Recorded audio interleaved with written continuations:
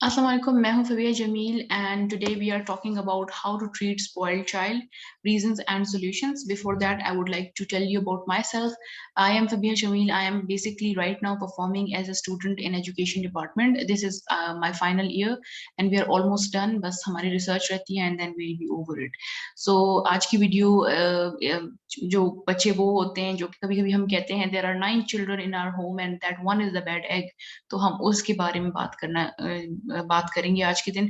वो बच्चा जो घर को जो है सर पे उठाता है और हमें बहुत इश्यूज होते हैं उससे, तो उनके ऊपर हम बात करेंगे. ये बेसिकली एक अर्ली चाइल्डहुड के ऊपर हम बात करें, नॉट सो बहुत ज्यादा एडल्ट्स के ऊपर नहीं, अर्ली जो हमारे चाइल्डहुड के में आते हैं बच्चे सारे, उनके ऊपर हम बात करेंगे. और इसमें हम थ्योरीज, इंटरवेंशंस और होम बेस्ड ट्रीटमेंट्स करेंगे. थ्योरीज, इंटरवेंशंस क्यों करेंगे वो मैं अभी आपको नेक्स्ट स्लाइड में बताती हूँ.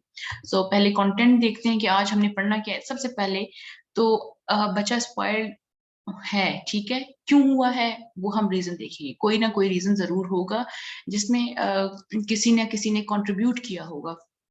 उसके बाद मैं थ्योरीज आपको देखें. पहले तो मैं आपको ये बताऊं कि ये जो वीडियो है ये पेरेंट्स, टीचर्स, एजुकेशनिस्ट सब के लिए है. थ्योरीज बताने का मकसद ये है कि आपको ये ना लगे कि मैं खुद से आपको कोई बात बता रही हूँ या I am adding my 2 cents और I am giving you the free advice. No, मैं ये बताना चाह रही हूँ कि ये जो सारी चीजें हैं ये रिसर्च बेस्ड हैं, स्टडीड है, अंडरस्टूड है लोगों से, और ये साइकोलॉजिस्ट ने खुद माइंड साइंसेस पढ़ने के बाद ये बातें कही हैं बच्चों के बारे में. तो थ्योरीज डालने का ये मकसद है. बहुत इजी लैंग्वेज में मैं आपको बताऊंगी कि साइकोलॉजिस्ट ने क्या कहा और उन्हीं को यूज करते हुए फिर हम आपको सॉल्यूशंस भी मैं आपको सॉल्यूशंस भी बताऊंगी. अच्छा, उसके बाद हम एक्सेप्शंस के ऊपर बात करेंगे कि अगर इन सब के बाद भी अगर वो बच्चा नहीं सेट हो रहा तो ये केस किस चीज का है, तो हम ये आज पढ़ेंगे. So let's start. सबसे पहले तो एक छोटा सा फोन सर्वे मैंने किया था पेरेंट्स से पूछ के, और 2-3 जो मतलब मेरे फैमिली मेंबर्स में थे और नेबर्स में थे, जितना मैं कर सकी उनसे मैंने एक सर्वे किया कि आपके बच्चे में कॉमन कंप्लेंट्स आप मुझे बताएं, क्या आपको नजर आती है स्पॉइल्ड जो बच्चे आपको फील हो रहे हैं. तो पहले तो ये था कि मेरा बच्चा बहुत ज्यादा रोता है, छोटी छोटी बात पे बहुत ज्यादा रोता है. फिर ये था कि मेरा बच्चा बहुत रूड है, बातें शेयर नहीं करता, यानी कि हमें पता नहीं चलता ही और she what they are going through. एक ये था कि पढ़ते नहीं है, बिल्कुल भी नहीं पढ़ते. फिर है स्टबर्ननेस. ये तो बहुत कॉमन आंसर था बाय मेनी पेरेंट्स कि बहुत जिद करता है मेरा बच्चा. लाइज, झूठ बोलता है. और कुछ पेरेंट्स का ये भी था कि अब्यूजेस, कि मेरा बच्चा इस वक्त अब्यूज कर रहा है क्योंकि बाहर आ जा रहा है, दैट इज द रीजन. और इसके अलावा फोन मानिए जो है, फोन के अलावा वो रह नहीं सकता. तो ये कुछ और भी इश्यूज थे बट ये कुछ मेजर ऐसे थे जिनको मैंने थीमेटिक देखा तो ये सारा बेसिक बन रहा था. ठीक है, ये कॉमन कंप्लेंट्स थी हमारे पास. अब हम बात करेंगे कि एक जो बच्चा है वो इस नौबत तक आता ही क्यों है. जो बच्चा पैदा होता है वो तो अपने साथ जो है चीजें ये नहीं लेके आता, या उसने पहले डिसाइड नहीं किया होता कि मैं बड़ा होके रोऊंगा या कुछ ऐसा करूंगा. तो इसमें कहीं ना कहीं हमने रीजंस को देखना होता है. And I am really really very sorry to say कि सबसे बड़ा रीजन इसमें पेरेंटिंग का है. जो पेरेंट्स आजकल जिस तरीके से बच्चों को डील कर रहे हैं, उनके डील करने का तरीका बिल्कुल भी ठीक नहीं है. आपका, पेरेंट्स का और मेरा कसूर है. मैं पेरेंट नहीं हूँ, आई एम अ गार्डियन कह सकते हैं. तो ये हमारा ही कसूर है, हम एडल्ट्स का कसूर है कि हम बच्चों को इस नौबत तक ले आते हैं. फिर एक और बात मैनिपुलेटिव यहाँ पे आ जाती है कि नहीं, मैंने अपने बच्चे को नहीं खराब किया, बाहर के बच्चों ने किया है, बाहर के लोगों ने किया है, कुछ फैमिली ने उनको खराब किया है. तो वो नौबत आई ही क्यों है, उस नौबत पे बच्चा की गया ही क्यों है कि वो दूसरों से इतना कुछ लर्न कर सके. क्योंकि हम कहते हैं बच्चा स्टार्टिंग के 5 साल अपनी वालदा से, अपने पेरेंट्स से सीखता है. तो जब बच्चा सीखता अपने पेरेंट्स से तो वो किस तरीके से दूसरों के हाथ में गया और क्यों वो खराब हुआ. तो सबसे ज्यादा टुडेज पैथेटिक पेरेंटिंग, उसके बारे में हम बात करेंगे कि क्या चीजें हैं. इसमें ये नहीं है कि अभी आप कहेंगे आजकल का तो वो जमाना नहीं है, हम अपने बच्चों को ना मारते हैं ना तंग करते हैं, हम तो एजुकेटेड पेरेंट्स हैं, हम उनका बहुत ख्याल रखते हैं. तो कभी कभी कोई चीजें जब ज्यादा बढ़ भी जाती हैं तब भी बच्चा स्पॉइल हो जाता है. ठीक है, तो इसमें बेसिक हमारा पेरेंटिंग का ही इशू आता है कि वहीं से बात स्टार्ट होती है. और नहीं भी होती तो देर आर मैनी थिंग्स जो पेरेंटिंग से कनेक्टेड होती हैं. अब कैसे, सबसे पहले तो रॉन्ग एंड हार्श डोमिनेंस. ठीक है, डोमिनेंसी बच्चे के ऊपर एक अच्छी चीज है बट द नेगेटिव डोमिनेंसी वो बहुत गलत है. इसके बारे में हम नीचे जाके फिर पढ़ेंगे जब हम इनके पॉइंट्स को डिस्कस करेंगे. फिर है हमारे पास ओवर पैम्परिंग, बहुत ज्यादा बच्चे को पैम्पर करना, ठीक है।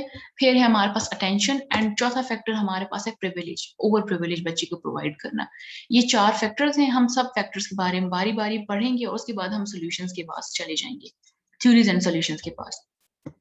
सबसे पहले देखते हैं कि रॉन्ग एंड हार्श डोमिनेंस किसको कहते हैं। अच्छा, आप बच्चे को मार रहे हैं, ये आजकल तो खैर नहीं होता बट होता भी है, आप बीट कर रहे हैं। देयर आर मेनी पेरेंट्स जो अपना हाथ कंट्रोल नहीं कर पाते, बच्चा बहुत तंग करता है तो दे बीट हिम अप और हर अप। तो पहले तो आप बच्चे को मारते हैं, जो कि बहुत गलत बात है। जब हम प्रैक्टिकम पे जाते थे, अपनी इंटर्नशिप आप कह सकते हैं, हम वहां पे जाते थे तो हमारे हाथ में स्टिक पकड़ना तक अलाउ नहीं होता था। जब टीचर्स का कभी कभी हमारे सुपरवाइजर्स का एक छापा लगता था हमारे ऊपर, तो वो लड़की जिसने स्टिक पकड़ी हो वो तो कम्प्लीटली आउट ही है। मारना बच्चे को कभी भी किसी बात का सोल्यूशन नहीं होता, ठीक है। फिर उसके बाद है हमारे पास टू मैनी रिस्ट्रिक्शंस, बहुत ज्यादा रिस्ट्रिक्शंस लगाना, हर छोटी छोटी बात पे मना करना, तंग करना कि ये ना करें, टीवी अभी ना लगाएं, अभी ना उठो, अभी ना सो, अभी फोन नहीं उठाओ, अभी बाहर मत जाओ। ये सारी रिस्ट्रिक्शंस भी बहुत गलत हैं। और आपने ये देखा भी होगा, जिन बच्चों पे ज्यादा रिस्ट्रिक्शंस होती हैं वो ज्यादा बाहर, जब बाहर के एनवायरनमेंट में जाते हैं तो वो ओवर बिहेव करते हैं। और जिन बच्चों का दिल सेर होता है ना घर से, तो वो बाहर ओवर बिहेव कभी भी नहीं करते। कंसेक्यूटिव डिनाइल, हर चीज पे नो कहना, किसी भी बच्चे को पसंद नहीं कि उनको नो कहा जाए। देयर आर मेनी वेज कि आप उनको चेंज करें उस बात से, डिनाई ना करें, नो ना बोलें, नेगेटिव्स अपनी लैंग्वेज से निकाल दें, तो आप बहुत सारी ऐसी बातें जो उनसे मनवा सकते हैं। फिर है लैक ऑफ बेसिक नेसेसिटीज, ये याद रखें, ये मैं आपको थ्योरी के थ्रू समझाऊंगी। नीचे है हमारे पास बर्डन एथिक्स का। कभी कभी हम अपने बच्चों को इतना एथिकल बनाने की कोशिश करते हैं कि वो बेचारे माइंड से ही आप समझें कि तंग आ जाते हैं, बिल्कुल माइंड से पैदल बन जाते हैं।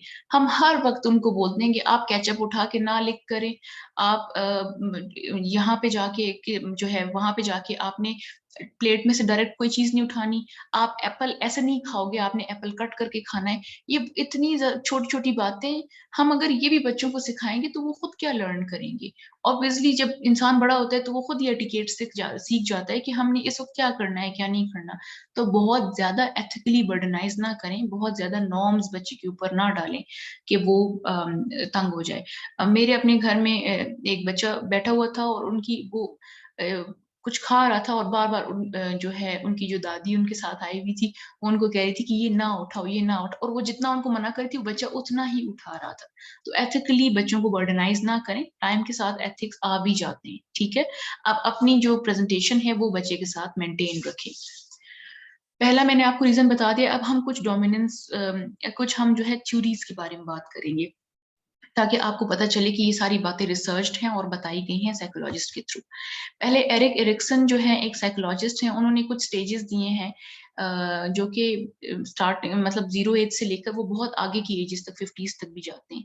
लेकिन हम सिर्फ क्योंकि बच्चों के बारे में पढ़ें तो मैं 0 से 18 मंथ्स की बात करूंगी। वो कहते हैं कि बच्चा जिस दिन पैदा होता है उस दिन से वहां से लेकर 18 मंथ्स तक उसका एक लेवल चल रहा होता है, एक फेज चल रहा होता है जिसको हम कहते हैं trust and mistrust, the phase of trust and mistrust. इस दौरान अगर आप बच्चा हर वक्त यही सोच रहा होता है क्योंकि वो बहुत छोटा होता है कि मैं किसको ट्रस्ट करूं, ठीक है। अम, और इस दौरान उसका जो ट्रस्ट है वो केयर टेकर्स पे, पेरेंट्स पे और उसके फैमिली मेंबर्स पे बनता है, अगर उसको फैसिलिटेट चीजें की जाएं तो। अगर इस टाइम में 18 मंथ्स तक उसको चीजें, खाना पीना, चीजें यानी क्या, बच्चा तो बहुत छोटा होता है ना, खाना पीना, केयर, लव, वार्मथ, नरिशमेंट, ये चीजें उसको प्रोवाइड ना की जाए तो वो मिसट्रस्ट की तरफ चला जाता है।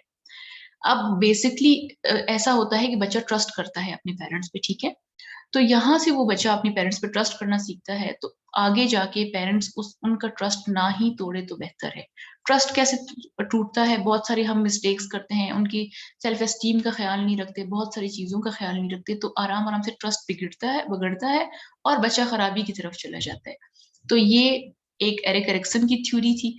उसके बाद एक अब्राहम मैस्लो, वो भी एक साइकोलॉजिस्ट थे, उन्होंने हायरार्की ऑफ नीड्स की एक थ्योरी बताई थी। हायरार्की क्या है, एक मेथड, एक जो है ना सीधा पैरेलल मेथड। फॉर एग्जांपल, पहले प्रेसिडेंट है, फिर प्राइम मिनिस्टर है, फिर चीफ मिनिस्टर्स हैं, फिर एमएनए एमपीएस वगैरह, इस तरीके से, यानी लाइन वाइज जो चीज जा रही हो।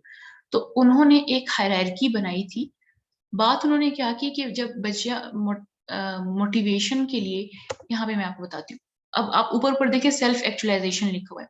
सेल्फ एक्चुअलाइजेशन कहते हैं जब आप अपने लिए कुछ करना चाहें, स्किल्स को देखना चाहें, अपने ड्रीम्स को पूरा करना चाहें, कुछ अच्छा करना चाहें। वो मतलब self actualization is a moment जहाँ पे आप वाकई कुछ करना चाह रहे हैं। ठीक है। तो सेल्फ एक्चुअलाइजेशन तक बच्चे को पहुंचाने के लिए आपने ये नीचे वाली नीड्स उनकी पूरी करनी है, जिसमें सबसे बेसिक नीड्स फिजियोलॉजिकल है कि आप उसकी हेल्थ का, केयर का, खाने पीने का ख्याल रखें। सेकंड है सेफ्टी, कि आप शेल्टर का, सिक्योरिटी का ख्याल रखें, बच्चे का हरासमेंट वगैरह से उनको दूर रखें। फिर है लव एंड बिलोंगिंगनेस, बहुत जरूरी है कि आप उसको प्यार मोहब्बत भी दें। फिर उसके बाद एस्टीम है, बच्चे को ये फील करवाएं कि वो एक रिस्पेक्टेबल इंसान है, वो भी मैटर करता है। फिर ही वो सेल्फ एक्चुअलाइजेशन तक जाएगा। और वो ये भी कहते हैं मैस्लो कि एक अगर नीड पूरी कंप्लीटली नहीं होगी तो बच्चा दूसरी पे नहीं जा पाएगा। यानी सेफ्टी के लिए फिजियोलॉजिकल का होना जरूरी है, लव एंड बिलोंगिंगनेस के लिए सेफ्टी का होना जरूरी है। इस तरीके से आगे एस्टीम के लिए लव एंड बिलोंगिंगनेस का होना जरूरी है। तो ये उन्होंने बात कही कि ये बहुत जरूरी है बच्चे की मोटिवेशन में कि वो सेल्फ एक्चुअलाइजेशन कर सके। ठीक, ये दो थ्योरीज हैं। एक मैंने बिहेवियरिज्म पे भी बात की है, वो बहुत बेहतरीन, मैंने उसकी 2 वीडियोस बनाई हैं, आप जाएं वो देखें। उस पे हम एक और जेबी वॉटसन, उन्होंने कहा था कि मैं एक बच्चे को चोर भी बना सकता हूँ और डॉक्टर भी बना सकता हूँ, बहुत बड़ी बात है। वो मैंने उस वीडियो, वो उन्होंने फिर प्रूफ भी किया बड़े अच्छे एक्सपेरिमेंट्स के थ्रू, आप किस तरीके से बच्चे को बिल्कुल एक जो है सांचे में मोल्ड कर सकते हैं, बिहेवियरिज्म के थ्रू उनको कंडीशन कर सकते हैं।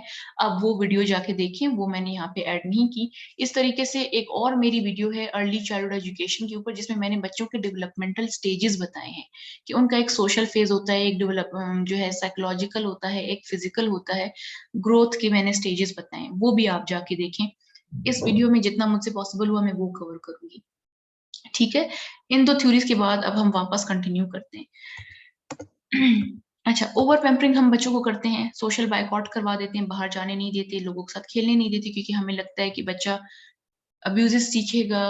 ऑब्वियसली खरबूजे को देख के खरबूजा रंग पकड़ता है, लेकिन उसका ये वो नहीं है कि हम उनको सोशल बायकॉट करवा दें। फिर हम उन्हें छोटी सी बात पे अगर वो हर्ट हो जाए, हल्का सा उनको कुछ लग जाए, तो हम बहुत ज्यादा पैम्पर करना स्टार्ट कर देते हैं, बस डॉक्टर के पास भागो, या कुछ कुछ छोटी छोटी चीजें हैं जिन पे उनको छोड़ें, वो खुद भी अपने आप को एड प्रोवाइड करें। फिर हम उनको बीच के पास पानी से हम खेलने नहीं देते, बीच पे नहीं लेके जाते, क्ले से, मिट्टी से खेलने नहीं देते। ये मैंने अपनी ईसीई की वीडियो में भी बताया था कि बच्चा सेंसरी प्लेस को बहुत ज्यादा एंजॉय करता है, क्योंकि उसमें प्ले से ज्यादा बच्चा उस चीज को फील करता है जिससे वो खेल रहा होता है। तो इस पे हम उनको नहीं छोड़ते। इस तरीके से बच्चा नॉर्मल लाइफ चैलेंजेस से दूर होता जाएगा, वो कॉम्पिटेंट ही नहीं रहेगा। ठीक है, हर बात वो मम्मी डैडी बन जाएगा, बार बार आपके पास आएगा। दूसरा, हम प्रिविलेज बहुत ज्यादा दे देते, जैसे मैंने बताया, हमने हर चीज उसको प्रोवाइड कर दी, उसको जरूरत ही नहीं पड़ी किसी चीज की, तो वो फिर जाहिर सी बात है, 2 बच्चे जिनमें एक को प्रिविलेज नहीं है और एक को है, दोनों में बहुत फर्क होगा। ज्यादा प्रिविलेज देना भी बहुत बुरी बात है। ठीक है। उसके बाद लैक ऑफ अटेंशन, हर चीज हमारे लिए ज्यादा इंपॉर्टेंट होती है बच्चे के अलावा। यानी मैं ये नहीं कह रही किसी को कि आप बच्चे को खाना पीना नहीं देते, लेकिन हम अटेंशन नहीं दे पाते जो कि प्रॉपर चाहिए होती है। अटेंशन पे एक बहुत आगे अच्छी बात है, मुझे याद है, मैं आपको वो बताऊंगी। एक बहुत जबरदस्त सा किस्सा है, वो मैं अटेंशन पे आपको बताऊंगी कि उससे कितने बड़े बड़े इश्यूज होते हैं। अगर आप बच्चे को अटेंशन ना प्रोवाइड करें तो बात बहुत बिगड़ जाती है। ठीक है, वो आप स्टे ट्यून में आपको बताती हूँ। अच्छा, ये सारे इश्यूज थे हमारे पास, अब इनके सोल्यूशंस क्या हैं? अच्छा, यहाँ पे एक बात मैंने आपसे करनी है कि हम कभी कहते हैं कि मेरा हम कभी कभी बच्चों को वर्ड्स दे देते हैं कि ये बच्चा है ही ऐसा, इसकी नेचर ही ऐसी है। हम यहाँ पे नेचर की बात नहीं कर रहे हैं। नेचर तो ठीक है, हर इंसान की अपनी नेचर थी, हमें नहीं पता, हम वो नहीं देख सकते। हम यहाँ पे ओवर्ट बिहेवियर्स की बात कर रहे हैं। वो बिहेवियर्स जो हम नोटिस कर सकते हैं, वो बच्चे जो हमें लगते हैं कि बहुत तंग करते होंगे, हम उनके बिहेवियर्स को देख के जज करके उन पे हम बात कर रहे हैं। ठीक है, तो हम यहाँ पे नेचर वगैरह की बात नहीं करें, हम ओवर्ट बिहेवियर्स के ऊपर काम करें। इश्यूज हमने देख लिए कि क्या रीजंस थी जो हमने बच्चों को दिए और प्रमोट किया खुद अपने हाथों से, एक स्पॉइल्ड चाइल्ड हमने बनाए। अब हो तो गए, now how to reform and how to treat those children. सबसे पहले अटेंशन की मैंने आपको बात करनी थी। एक हमारे सामने कई वो है कि एक जो है बच्चा था, उसने अपनी वालदा से आके, वो कहीं स्कूल से आया था, उसने अपनी वालदा से आके एक वर्ड की मीनिंग पूछी विच वाज नॉट अप्रोप्रिएट। जैसे वो आया तो वालदा ने डायरेक्ट टोक दिया कि आप जो है आज के बाद आपने इस वर्ड का नाम नहीं लेना, और जो है खबरदार, जो आपने आइंदा मुझसे ये बात पूछी बस चले जाओ यहाँ से। वो बच्चा चला गया। उस वक्त तो नो उसने सुन लिया, मैंने आपको कहा था ना बच्चे को डिनायल ना करें। वो चला गया। हम वहीं पे थे कुछ दिन बाद, जब हमने वी वर जस्ट हम बैठे थे, लैपटॉप वगैरह यूज कर रहे थे, और तब हम ड्यू टू सम रीजंस हम जैसे हिस्ट्री की तरफ गए, तो उसी बच्चे ने डिनायल के बाद 2-3 दिन बाद वो वर्ड सर्च किया था गूगल पे। अब आप मुझे बताएं, जो वर्ड उसने सर्च किया उसकी एक दुनिया उसने देख ली ना, एक नेगेटिव दुनिया के साथ उसका इंटरेक्शन हो गया। अगर उसकी वालदा खुद ही वो वर्ड जितना भी इनअप्रोप्रिएट था, अगर उसकी वालदा खुद ही उसको वर्ड की मीनिंग बता देती, तो क्या वो इतना आगे बढ़ता, क्या वो दूसरों से पूछता? तो आप कोशिश करें, बच्चा जितना भी टफ, गलत या इनअप्रोप्रिएट क्वेश्चन करें, आप खुद उनको फैसिलिटेट करें, इससे पहले वो कहीं और ना जाए। ठीक है, तो अटेंशन का ये। दूसरा ये कि अगर आप बहुत ज्यादा बिजी हैं और आप बच्चे को टाइम नहीं दे पा रहे, आपसे बच्चा कुछ पूछ रहा है और आप लैपटॉप या कुछ देख रहे हैं, तो उनका हाथ पकड़ें, उनको इशारा करें कि 1 मिनट आप वेट कर लो। ऐसा नहीं है कि आप बिल्कुल उनकी तरफ अटेंशन नहीं कर रहे और वो कहीं और, जाहिर सी बात है वो आपसे डिसअपॉइंट होंगे तो वो कहीं और जाएंगे। तो अटेंशन देना बहुत जरूरी है, पहली बात। दूसरी बात, phone is a big no. हमारा जब टाइम होता था तब तो हम टीवी देखते थे, और मेरे ख्याल से अब भी हमें टीवी फैसिलिटेट करनी चाहिए। अब मैं यहाँ पे ये तो नहीं कहूंगी कि आप बच्चे के सामने फोन यूज ना करें, लेकिन आप कोशिश करें जितना आप फोन पर्सनली अकेले में यूज करते हैं इतना बेटर है। आप हैंडी गैजेट्स उनको ना दें, आप कोशिश करें उनकी एक आदत बना लें कि वो टीवी देखे शुरू से ही। आप बिजी हैं इसका मतलब ये नहीं कि आप बच्चे को फोन दे दें ताकि वो थोड़ी देर के लिए खामोश रहे। एक तो उनका विजन खराब होगा, आंखें उनकी बहुत छोटी सी आंखें होती हैं वो खराब हो जाएंगी फोन के साथ। और इनके अलावा एक दफा बच्चे को जब एडिक्शन फोन की लग जाती है तो फिर वो उसके बाद उसके बगैर रह भी नहीं पाता, टीवी में फिर उसको मजा नहीं आता। आप टीवी में स्मार्ट टीवी करवा लें, कुछ भी करवा लें, आप उनको टीवी लगा दें या कोई और एक्टिविटीज करवाएं, फोन से उनको प्लीज दूर रखें। फिर है सोशल सर्कल्स। वैसे तो आजकल का जमाना ऐसा नहीं है कि मैं कहूँ कि आप बच्चों को सोसाइटी में छोड़ें, लेकिन सोशल सर्कल्स में जैसे फैमिली में जरूर छोड़ें। ये ना सोचें कि वो गलत हो जाएगा कुछ या कुछ सीख के आ जाएगा। ये एक बहुत नेचुरल प्रोसेस है, ठीक है। आप उनको फैमिली में छोड़ें, दोस्तों के साथ छोड़ें। अगर आप बहुत ज्यादा डर रहे हैं, ओवर प्रोटेक्टिव हो रहे हैं, तो आप वीकली नहीं एटलीस्ट मंथली एक बच्चा पार्टी अरेंज करवा सकते हैं, ठीक है। एक गैदरिंग अरेंज करवा सकते हैं, एक फ्रेंड सर्कल अरेंज करवा सकते हैं, जिसमें बच्चे को ये तो फील हो कि मेरे पेरेंट्स मुझे बंद करके या कैद करके नहीं रख रहे। तो ये बहुत जरूरी है कि आप उनकी इंटरेक्शन कराएं, इनसे उनकी लैंग्वेज भी बढ़ती है और उनका माइंड भी। बच्चा बच्चे के साथ ही ग्रो करता है, अकेले ग्रो नहीं करता, ठीक है। और अगर आपको लग रहा है कि वो कहीं से अब्यूजिव होके आ रहा है, तो उसके बहुत ज्यादा तरीके हैं, वो भी मैं आपको आगे बताऊंगी। लिटिल चोर्स, घर के छोटे छोटे काम करवाएं। बेशक आपका बच्चा बहुत छोटा है, आप उसको हल्के हल्के काम कराएं, close the door, switch on the light, switch off the light, ठीक है। इसके अलावा पानी, मुझे पानी ला के दे, ले आओ, मम्मा को बहुत प्यास लगी है। इस तरीके से आप उनको छोटे छोटे काम करवाएं ताकि उनको फील हो कि वो एक इंस्टीट्यूशन में रह रहे हैं। इंस्टीट्यूशन में, यहाँ पे इंस्टीट्यूशन से मुराद है फैमिली, फैमिली में रह रहे हैं, क्योंकि हम सोशियोलॉजी में तो फैमिली को इंस्टीट्यूशन ही कहते हैं, तो मैं इसलिए कह रही हूँ कि वो फैमिली में रह रहे हैं, उनको पता हो कि फैमिली में काम करने होते हैं। छोटे छोटे मिनी काम आप उनसे करवा सकते हैं, वो इंटरेस्ट भी लेते हैं इन कामों में। फिर डिसीजन की आदत बच्चे को कभी ना दे। Do not let him or her decide that he has to wear red or black. आप डिसाइड करें कि आपके बच्चे ने क्या पहनना है। ओपिनियंस वो देते हैं, that is fine, but decision उनको लेने ना दें। फिर हमारे पास है work on their behaviour not how they look. Behaviour पे काम करें। बिहेवियरिज्म की मैं अगेन आपको कहूंगी, मेरी वीडियो देख लें, दो उसके मैंने पार्ट्स रखे हुए हैं, क्लासिकल एंड ओपन कंडीशनिंग की। आप वो जाके देखें कि आप बिहेवियर पे बच्चे के काम कैसे कर सकते हैं।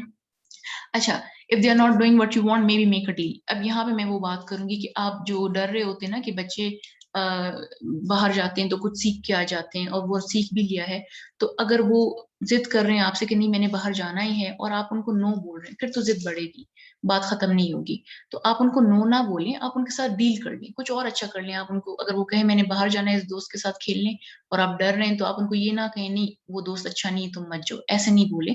आप ये कहें कि मैंने तो चिप्स बनाया, मैंने जूस बनाया, अभी हम बैठ के मूवी देखेंगे या हम बाहर जा रहे हैं। तो उनको, अगर आप उनसे एक चीज ले रहे हैं तो एटलीस्ट कुछ प्रोवाइड तो करें जिनकी वजह से उनका माइंड डाइवर्ट हो। डायरेक्टली आप उनको जो है ना मत कहें, ना कहेंगे तो ऑब्वियसली जिद जो है बढ़ती जाएगी। फिर उसके बाद हमारे पास है reinforcements are necessary. Reinforcements again, आपका बच्चा कुछ अच्छा काम कर रहा है तो उनको प्रेज करें। ये भी बिहेवियरिज्म की वीडियो के अंदर मैंने दिया हुआ है। और बच्चा कोई अच्छा काम नहीं कर रहा तो उनको पनिशमेंट करें। आपका बच्चा कोई ऐसा बिहेवियर कर रहा है जो आपको नहीं अच्छा लग रहा, पनिशमेंट का ये मतलब नहीं कि आप उसको कमरे में बंद कर दें और उसको मारना पीटना स्टार्ट करें।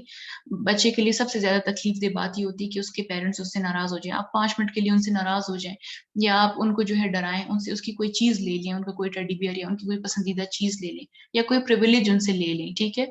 आप उनको बोले मैं आपको फोन या टीवी नहीं दूंगी थोड़े टाइम के लिए, तो देर आर मेनी पनिशमेंट्स जो आप उनको दे सकते हैं, ठीक है। या मैं आपको इस संडे भी पार्क नहीं लेके जाऊंगी, और वो कुछ अच्छा कर रहे हैं तो आप वही चीजें आपको रिइंफोर्समेंट्स के थ्रू, रिवॉर्ड्स के थ्रू उनको दें।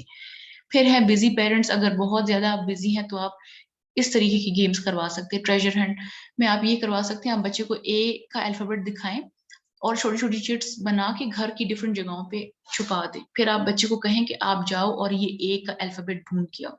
तो जब तक वो ढूंढेगा, और आप अपना काम भी कर सकते हैं। इस तरीके से आप वर्ड सर्च करवा सकते हैं डिक्शनरीज के थ्रू, या बहुत छोटे बच्चे हैं तो फिर आप ट्रेजर हंट की तरफ ही अपने आप को स्विच कर सकते हैं। एक कॉर्नर उनको दें जरूर, उस कॉर्नर पे आप चार्ट्स वगैरह लगे हों, मतलब एक छोटा सा कॉर्नर, बेशक स्टोर रूम हो, वहाँ पे उसकी पसंदीदा कुछ बुक्स पढ़ी हो, प्रिंट यानी पढ़ा हो, वहाँ पे प्रिंट रिच इन्वायरमेंट उनको मिल जाए, और वहाँ पे कुछ चार्ट्स वगैरह, कुछ मार्कर्स, पेंट, यानी वो ऐसा टाइम हो जब आप बच्चे को ये ना कह सकें कि दीवार खराब मत करो। वो एक कॉर्नर आप बना दें, जब उसका दिल करे दीवार खराब करने का, उसको छोड़ें, वो अपनी फ्रस्ट्रेशन उतारे उसके ऊपर, वो उन चार्ट्स के ऊपर पेंट करे, खराब करे, लेट देम, ठीक है। यहाँ पे एक हमारे बच्ची थी, वो उनके फादर आर्मी में थे, तो उनकी उसका एक रूम होता था जहाँ वो पेंट करती थी, हमें हमारी टीचर ने स्टोरी बताई थी। तो जब वो उसके फादर आर्मी में जाते थे तो फिर वो वहां पे पहले अपनी मम्मा की तस्वीर बनाती थी, एक लड़की की, फिर नीचे छोटी सी अपनी तस्वीर बनाती थी, फिर बाबा की बनाती थी, फिर आराम आराम से वो बाबा को दूर करती जाती थी तस्वीर में, और फिर पहले वाली तस्वीरों में मम्मा और बच्ची जो है दोनों खुश होते थे और आखिर में वो उदास हो जाते थे। तो उनको अपना एक्सप्रेस करने दें, ठीक है, और उनको डायरी दे दें। आपका बच्चा नहीं लिख सकता तो आप उनको ये बताएं, जिस दिन आप खुश हो उस दिन आप डायरी को ब्लैक कलर करो, जिस दिन आप उदास हो, सॉरी, जिस दिन आप खुश हो उस दिन आप डायरी को कोई भी कलर आप उनको असाइन करें, येलो कलर कर दो, जिस दिन आप उदास हो उस दिन आप ब्लैक कर दे। तो इस तरीके से आपको ये पता चलेगा कि what my child is going through, इस वक्त मेंटली मेरा चाइल्ड किस फेज पे खड़ा हुआ है। उनकी बात सुने, बहुत जरूरी है आप उनका ओपिनियन सुने। मैंने कहा था उनकी सेल्फ एस्टीम हर्ट ना हो, ये बहुत जरूरी है कि आप उनकी बातें सुने, ताकि उनको फील हो कि हमारी भी कोई रिस्पेक्ट है, हमारी भी कोई वैल्यू है घर के अंदर। स्कूल से आए उनसे पूछें आज का दिन आपका कैसा था, एक्सपीरियंस बताएं मुझे अपना। तो आप इस तरीके से बातें सुने, उनकी मॉरल वैल्यू आप उनको लाजमी दें। हर वक्त बच्चे को ना सिखाएं एथिक्स, जैसे मैंने पहले बताया था, वीक में एक दफा बोलें कि आज हमारा वीक का ये टारगेट है कि हमने एक अच्छी बात ये सीख ली है। आपने एक वीक आपने जो है बाहर जाके पुअर लोगों की हेल्प करनी है, या आपने जो है कहीं रास्ते में आपको कचरा नजर आ जाए तो आपने वो साइड करना है, या आपने डस्टबिन में डालना है। तो वीक में एक ethical value is more than enough. हर वक्त उनको ना सिखाएं कि एथिक्स क्या होते हैं, ठीक है। फिर ये है टूर। टूर कौन सा? Assisted tour. हम जब छोटे थे हमारे फादर हमें कहीं पे भी ले जाते थे, वो जो एलिवेटर स्टेयर्स होती थी उन पे हमें 4 दफा वो प्रैक्टिस करवाते थे कि इस तरीके से जाना है, इस तरीके से आना है। एटीएम यूज करते थे, हमें यूज करवाते थे। कहीं हम होटल जाते थे, कार्ड से दरवाजा खोलना है तो हमें यूज करवाते थे। इवन कि बच्चा छोटा होता है उसको ये भी नहीं पता होता कि डिस्पेंसर से पानी कैसे निकलता है, तो असिस्टेड टूर दें, उनको ले जाएं, उनको चीजें सिखाएं मुख्तलिफ किस्म की। सो ये सोल्यूशंस कुछ हैं जो आप कर सकते हैं। अगर ये सोल्यूशंस काम नहीं करते तो कुछ एक्सेप्शंस हमारे पास आ जाते हैं। आपका बच्चा अभी भी नहीं सुधर रहा तो डायग्नोसिस करवाएं, क्योंकि he is dealing with the difficulties. अगर वो बहुत ज्यादा क्वाइट है और वो सोशल इरिटेशन होती है, वो लोगों से नहीं मिलना चाहता, तो शायद उसको ऑटिज्म का इश्यू है, ठीक है। अगर वो बिल्कुल नहीं पढ़ रहा, भाग रहा है स्टडी से, तो हो सकता है मे बी डिसलेक्सिया का उसको मसला हो, क्योंकि वो वर्ड्स नहीं रीड कर पा रहा या अंडरस्टैंड कर पा रहा। अगर आपका बच्चा बात सुन रहा है लेकिन जो है आपको सही से रिस्पॉन्ड नहीं कर पा रहा, तो उसको CAPD, central auditory processing disorder का इश्यू हो सकता है। ये इस डिसऑर्डर में आपकी ऐसा नहीं कि डीफ या डमनेस यहाँ पे आ जाती है। बच्चा सुन तो सकता है लेकिन उसका माइंड और एयर की कोऑर्डिनेशन नहीं हो पाती, साउंड्स वो उसके माइंड प्रोसेस नहीं कर पाता। और ADHD तो बहुत कॉमन है, बहुत ज्यादा, अटेंशन डेफिसिट हाइपर डिसऑर्डर।